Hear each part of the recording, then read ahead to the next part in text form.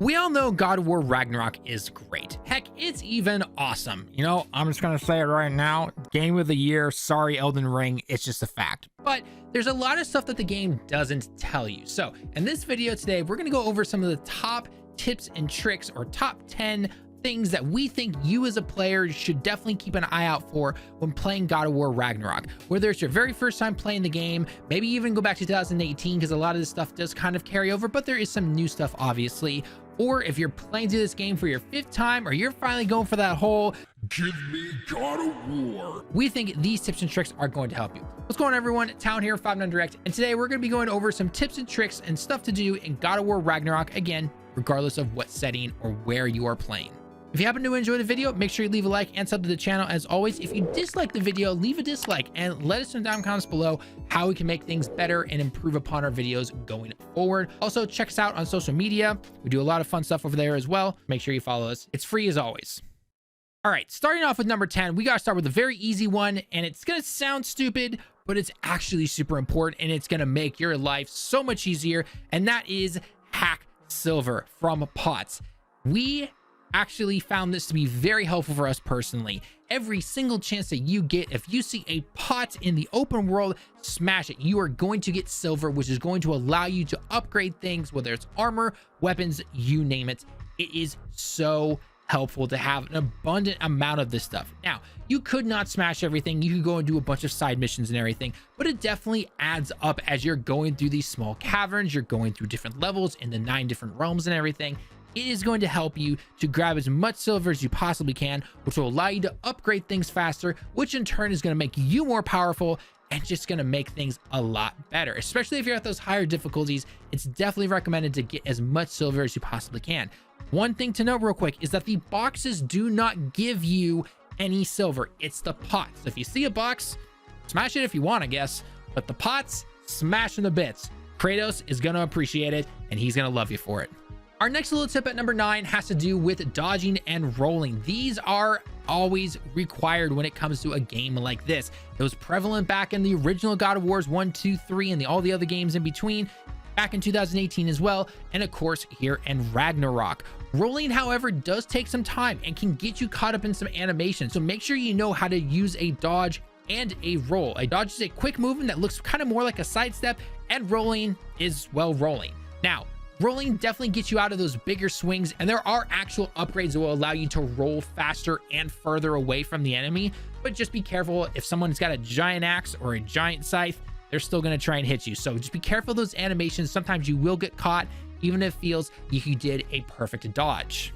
All right, coming off of that last point and coming on to point number 8, we've got blocking and parrying, which kind of mixes in with the dodges and the rolling, but again, it's a little bit different. Now, if you want to, you can literally dodge and roll around most things. In fact, I did that for 98% of my personal playthrough. However, blocking and parrying is something that I highly recommend getting good at, especially when you're starting to fight some of those later end bosses, whether it's in the story or post-game bosses. Knowing how to block and also how to parry things is going to make things a lot easier for you. There are some moves that you obviously can't parry, aka the red rings. Yellow rings you can parry, and if there's no rings whatsoever, generally you're able to parry them. There are some moves though that make more sense just to block everything, so having a general shield is going to help a lot. And then at the final attack, before their little movements are over, make sure you try to parry that particular move and counter appropriately. In fact, what you're seeing on the screen right now is a boss fight that is considered an endgame boss fight. I actually fought him at a lower level, which was not the best idea for me, but I learned the moves and it made me a much better player actually when it came to knowing what to dodge, knowing when to roll away, knowing when to roll to the side, which is an actual difference because of depending on the weapon that you were facing off against. And I knew when to memorize their attacks, and it worked out really well. So definitely get used to blocking and parrying. Again, super easy concept. The game even tells you to do it itself. But again, this is something that's really going to help you, especially in the end game. Next up, let's go with a very simple number 7 here, and that is always carrying a resurrection stone. Now, there are 3 resurrection stones in the game. You've got your simple one, your advanced one, and your Berserker one. The Berserker one actually helps more with your rage meter, whereas the simple and the advanced one help with the amount of health that you get. These are always helpful to have on you at all times. You can only carry one, so make sure you pick the one that benefits your playstyle the most, but make sure you always have one on you. There will be times where you think you are doing absolutely great. You're dodging, you're parrying, you're kicking butt, you're taking names, and all of a sudden you're down to like 2% health, whether you got hit by a bunch of Bifrost attacks or you just simply got hit by a bunch of attacks and you didn't even really notice it because they don't actually have any feedback to them, but you've started getting all this tick damage, or you're burnt, or you're poisoned. It can kill you. So make sure you have one of these stones on you and use them. They're not that expensive to buy. And if you're using the silver piece of advice that we mentioned beforehand, that's going to help you a lot there as well. This next one at level 6 is kind of a no-brainer if you think about it for a second, but the game actually hides a bunch of these, and it doesn't really tell you that you can use multiples of these types of skills at the same time. Of course, I'm talking about utilizing damage, stuns, elements, and resistance all at once. What do I mean by this?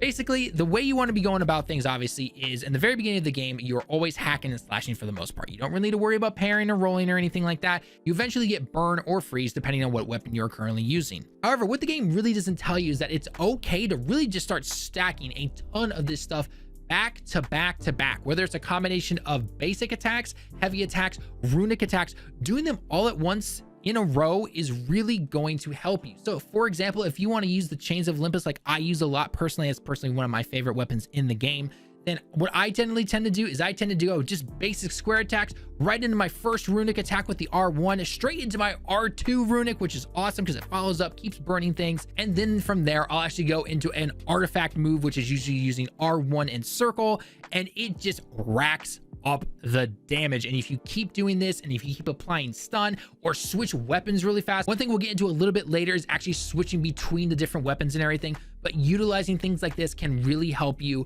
when it comes to combat, and eventually down the line when you're facing against endgame bosses or the end of the story. It really helps things out, especially when it feels like there's no moment in between enemies' attacks.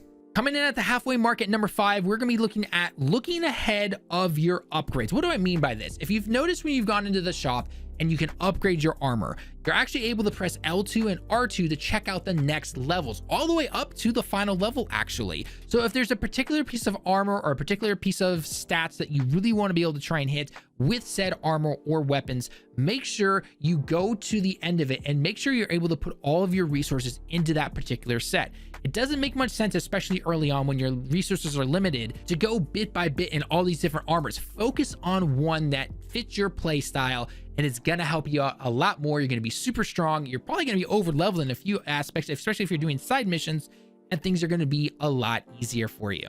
Getting close to the end of our list, we've got number 4, which is find as many ravens as possible. If you remember this from the 2018 game, then you know that the ravens was a great way to not only get some extra little XP there for the missions that they brought you, but they also opened up some secret chests that you're able to get as you collected more and more of these ravens, or slaughtered basically. Now, these ravens are actually a little bit easier to find in this game, particularly because they like this yellow golden color. Now, maybe in a couple of sun levels or when the sun is shining in a particular level, they're a little bit hard to find, but regardless, definitely every single time you see a raven, throw that axe, throw your chains, or heck, throw that spear. It is going to help you a lot, and you're not going to regret it. All right, we're into the top 3 now, and starting off with number 3, we've got switching weapons during your combat. Now, I know most people are going to know this, that you're able to switch between your weapons at any given time, but what a lot of gameplay has shown me already, both from 2018 and Ragnarok, is that a lot of people don't utilize switching between your weapons every single battle you're going into. So what do I mean by this? For example, if you go in with the blades, then you switch over to the axe, then you switch over to the spear, it can really help, especially when it comes to your runic attacks. If you want, for example, you could start with the chains, go with your R1 runic, go with your R2 runic, switch over to the spear, and do that over again. You can really start to pile up some elemental effects, some extra stun damage, and it's just going to obliterate most opponents that you're going on there. Not the best idea when it comes to a particular boss sometimes, especially if they potentially have any kind of invincibility frames or anything, but for the most part, this can be a very good tactic for trying to deal huge amounts of damage to large groups of enemies. Or if you do have a very particular end game or a post game boss or something, but there's really no cheesy way to do it or anything like that, just rack up the damage, throw everything you possibly can at them, and it's going to work out very well for you. Coming in at number 2, we gotta talk about stun. Stun is extremely powerful, as it not only lets you clear the battlefield faster, but the executions that you do due to stun gives you more rage, which then in turn allows you to use more of your rage powers more frequently, and it's a give and go system. Rage, as you know, can be extremely powerful. Whether you're going full berserker mode or using it to heal yourself, it can really help. Speaking of which, as a side note, for one of the rage abilities, when it comes to healing yourself, you can actually use that during a time when an enemy might hit you, and you'll basically be able to quote unquote tank it. It's not going to heal you as they hit you and you keep that extra health, but it will basically bring your health back down to where it was sometimes, depending on how hard the attack hits. Sometimes you will gain a little extra health, but overall it's a very nice little thing to use. And how do you get more rage? By utilizing stun. The more times you use stun, the more you can use rage. Perfect harmony. Finally, coming in at number 1 is side missions. Now, I know this sounds potentially tedious depending on what type of player you are. If you're somebody who doesn't like to do side quests, but here in God of War, I highly recommend it. There's tons of them as you start to see the moment you start the game. Well, basically after you fight Thor. There's tons of them that you're able to utilize, and they're really nice to do after you've completed each of the worlds in your first time going through, because not only will they give you more resources, you're going to find more runics, more chests, get more experience, level up faster, new armor sets. It's going to make the game a lot easier. Also, those big chest puzzles, the ones that increase your health and your rage, definitely 100% get those the moment you see them. Obviously, if you don't have the skills or the abilities to get said chests yet, come back to them, mark them on your map or something if you possibly can, but make sure you get these. They changed it a little bit from 2018. The very first time you get either one of them, it increases your health and your rage automatically just by getting one. Then it starts to increase it. You've got to find 2 of them, then you've got to get 3 of them, then you got to get 4 of them. The more health and the more rage that you get, you're going to be able to utilize your abilities more and more. You'll be able to take a little bit more risk when it comes to potential battles, and it's going to make things a lot easier. Sometimes side missions can be a little bit of a pain in the butt, but overall, a lot of the side missions here actually have some good story moments. They have a lot of good conversations with the main characters, whether it's Atreus and Kratos or anyone else that you meet. They are definitely worth it, and some of the best side content actually in the game as well. There are some side missions I actually like better than some of the main quest stuff, so I highly 100% recommend that you do these the moment you can. You don't have to 100% it, but definitely give some of them a shot. So anyway, everybody, that's gonna be our list for stuff that we think you should do in Ragnarok, and we definitely found it very helpful when we were playing through the game. We all enjoyed it here at 5/9 Direct, and we can't wait to keep playing more. We're probably gonna keep live streaming some of that post-end game stuff as well. But what are your thoughts? Let us know your thoughts down in the comments. What are some extra tips and tricks that you want to tell the rest of the internet right now when it comes to God of War Ragnarok? How are you guys enjoying the game? Let us know all your thoughts down below. And again, if you happen to enjoy the video, please leave a like and sub to the channel if you happen to be new. It's free and it really does help us out. Or if you dislike the video, again, leave a dislike. Let us know your thoughts down in the comments, how we can improve for the next one. I've been Tallen with 5/9 Direct, and we'll see everybody in the next one. Johnny.